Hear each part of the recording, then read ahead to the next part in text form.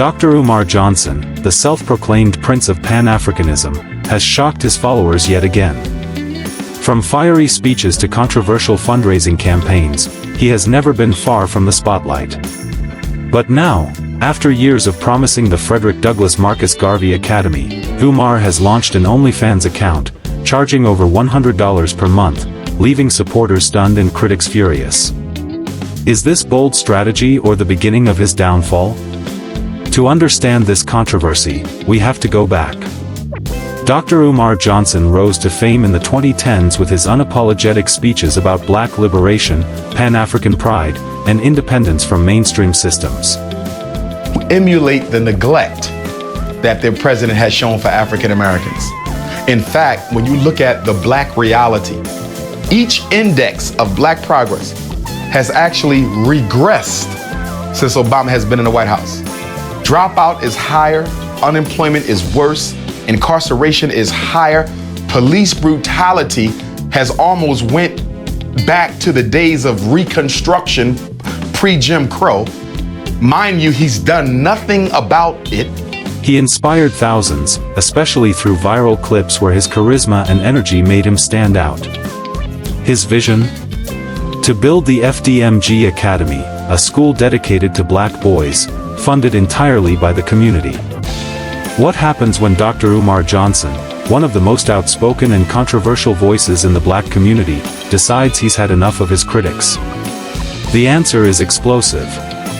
In a fiery live stream, Dr. Umar didn't just defend himself, he completely humiliated his enemies in front of thousands of viewers and called on his supporters to stand firm with him like never before. This wasn't just a speech, it was a battle cry, and his words have left social media buzzing ever since. In 2014, Umar announced that he had raised enough to purchase a building in Wilmington, Delaware. This was supposed to be the home of FDMG Academy. Supporters donated thousands, believing they were building a future for the next generation. But years passed. The building remained unfinished. Critics accused him of pocketing donations, whose real name is Jermaine Shumaki. If that's how you say it, I don't know. Jermaine, Jeffrey, all hood. I'm just letting you know, okay? And Jermaine has been standing on the side of the internet, begging and grifting and pandering to the black community only, isolating the white community because he knows, especially if the white community were scammed like the black community was, they would have had his ass locked up a long time ago. But for us, it take us 20, 30 years to catch a predator. You see how long it took us to catch R. Kelly? Here we go, okay? Pocketing donations, while Umar insisted the process was slow due to politics, sabotage, and lack of resources. By the late 2010s, Umar had gained as many enemies as fans. YouTube critics mocked him, calling him a scammer. Rival Pan-African speakers questioned his leadership.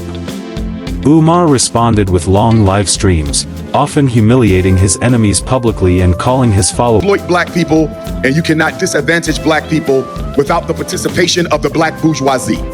So in Cleveland, I'm sure there are members of the coonocracy who operate in the favor of the white power structure and against the interests of black people. That is 5 families of the coonocracy, or the black bourgeoisie. Number 1, you have your media coons. The media coons are black people who own radio, newspaper, magazine, TV, podcasts, who do not discuss the critical issues in our community. They don't talk about the food deserts we live in.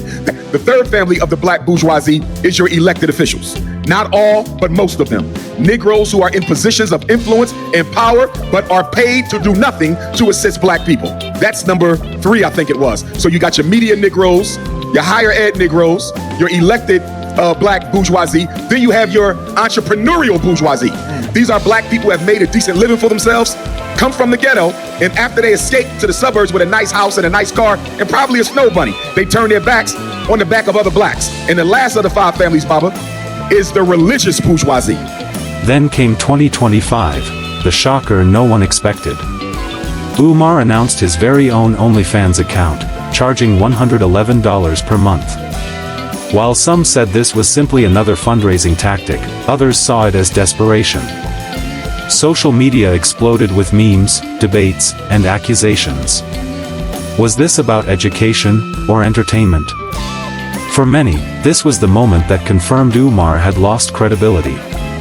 To make matters worse, rumors began spreading that Umar was considering selling the FDMG property.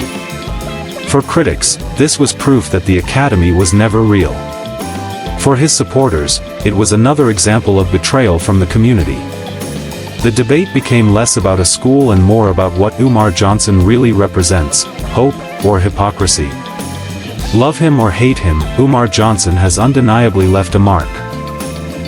He's one of the most